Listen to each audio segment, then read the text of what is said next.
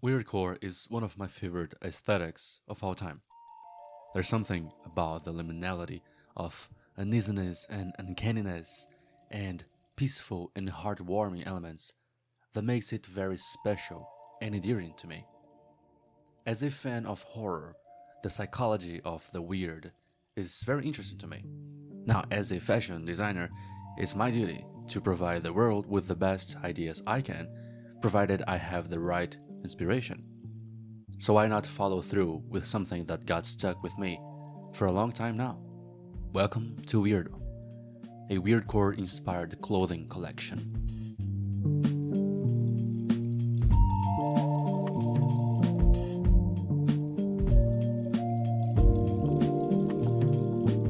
The first step in creating a clothing collection is usually setting up a mood board. This board is supposed to represent your collection's mood and overall style. Through this mood board alone, you guys will have a feel for the themes, color palette, and style I'm going for. I've gathered lots of pics on the internet, mainly on Pinterest, and organized them in one page only. I've also decided on my base palette using the colors from these preliminary pictures. Now, I didn't want the palette to be too extent, but I also didn't think of ways of making this whole concept work without at least a couple of them.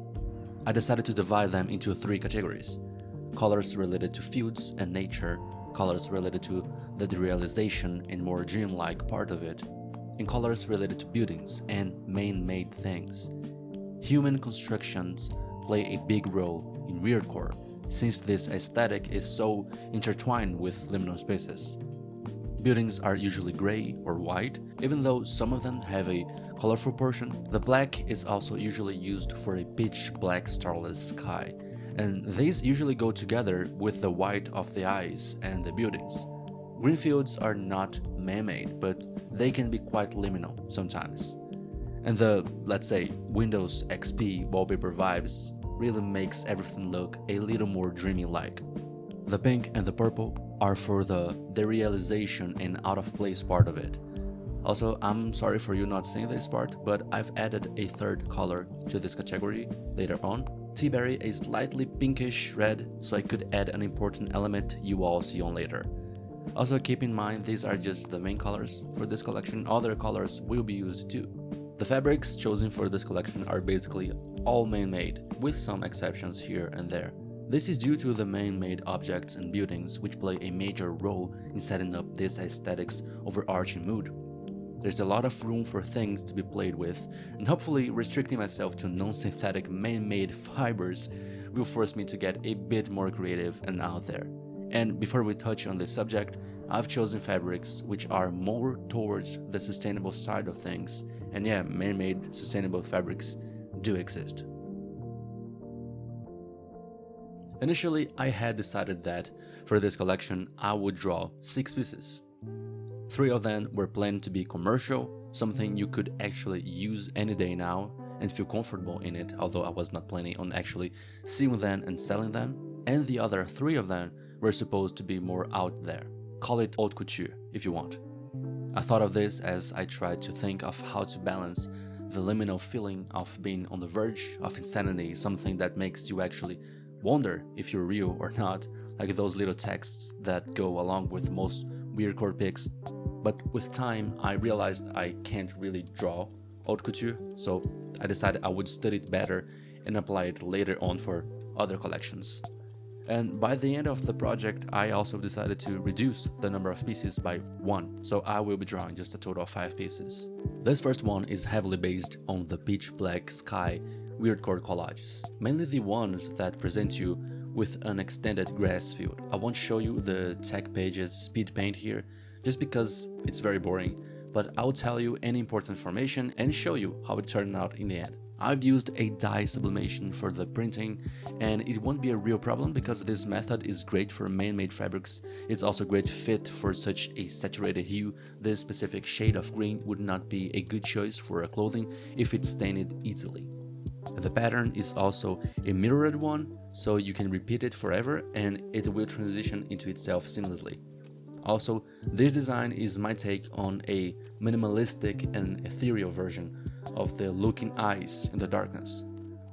Talking about darkness, the t-shirt has a pitch black gradient fading into the hem's material, which, by the way, is a faux rabbit fabric. Why? Because I really wanted to simulate the feel of grassy touch without making it uncomfortable. Remember, this one is for commercial use, quote-unquote commercial use, so comfort should be top one priority. The text that I've chosen for the chest crossing area is a homage to the "You're in a Dream" texts that you see all the time in WEIRDCORE media. The center back is about 5 centimeters larger than the chest area. I decided on that to make it fit better on the hips area. And to bring attention to the silhouette, I wanted this t-shirt to fold around the person's curves, so it looks a little more like a slim fit. It's still a regular fit though, therefore the sleeves are regularly sized. It came out pretty interesting. It feels uncanny just enough due to the grass-like details, but still wearable, I hope.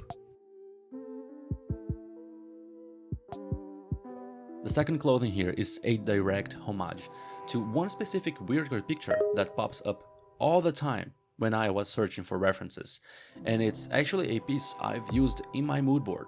The biggest difference here really is the size of the collar, which is stretched out. It's not supposed to fit on your neck, but to lean towards the shoulders. And yes, I drew a scarf for it.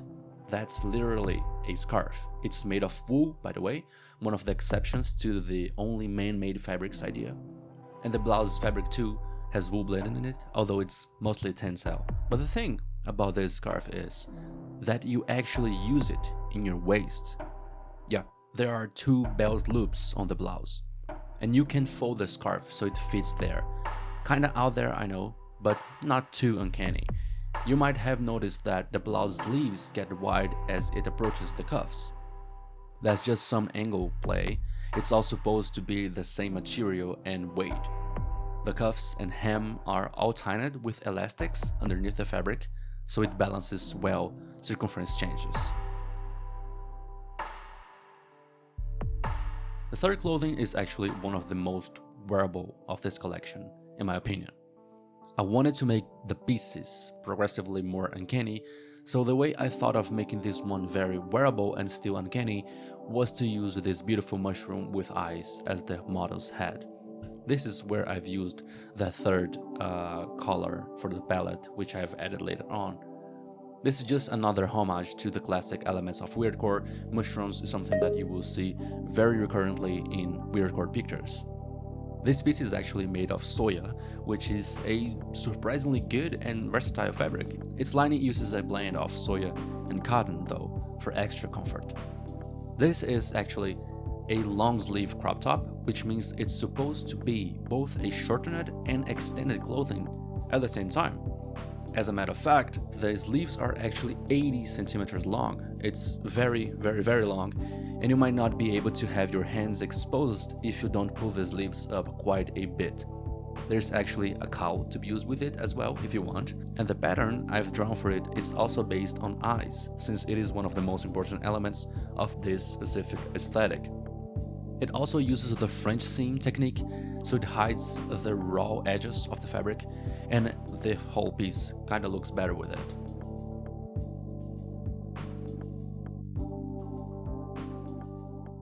The fourth one embraces all the insanity that I feel for the intermediate color pattern, the pinks and purples and reds.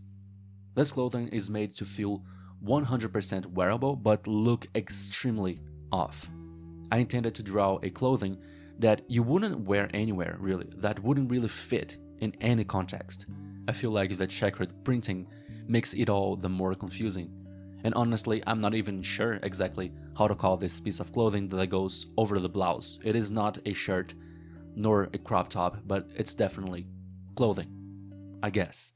It's based on the old-fashioned clothing style that we see some eye-headed girls using in some WEIRDCORE reference pictures, only mixed with a more casual and modern palette. The skirt has a double flounced pattern, and the shoulder puffs are supposed to be very soft, morphing with one's touch. The main fabric used on this is acetate, by the way. Its light reflective property really brought my attention to it. It's a shame I didn't really emulate this on my drawing, but it is what it is. The skirt is a soya one though. Also, by now, you might have noticed that most of these clothes link to the feminine wardrobe, and the last three ones are intended to be women's fashion, but the next one, despite its very, let's call it sharp nature, is supposed to be a unisex piece, just like the first one. For the use of our shades of blue, the fifth and last piece of this collection, clouds are a very important part of WEIRDCORE, mainly because the presence of open fields is so recurrent. You might also see sometimes the use of the heaven as a common setting for the pictures. Now, as you will see very soon, despite the overall look showing a grey dotted pajama coat, there's no dots nor printing to be seen in the flats. That's because the dots are a sublimation printing on the outside, but a sealed detail on the inside. Since this is, well, technically a pajama, the interior of the clothing has to be more comfortable. In other words, the lining is purely wool and the dots are purely sewed for some extra texture. The detachable turtleneck used alongside with it is not very malleable, just enough so you can fit your head through it. Its forms will always be roughly the same since there is a buckram pattern underneath the acetate layer, so it can give more stiffness to the garment. Also, there is a lot of playing with angles here, so it has a more sharp form. The contrast between blocky and wide cuffs with a sharp lengthened body makes it very liminal to me.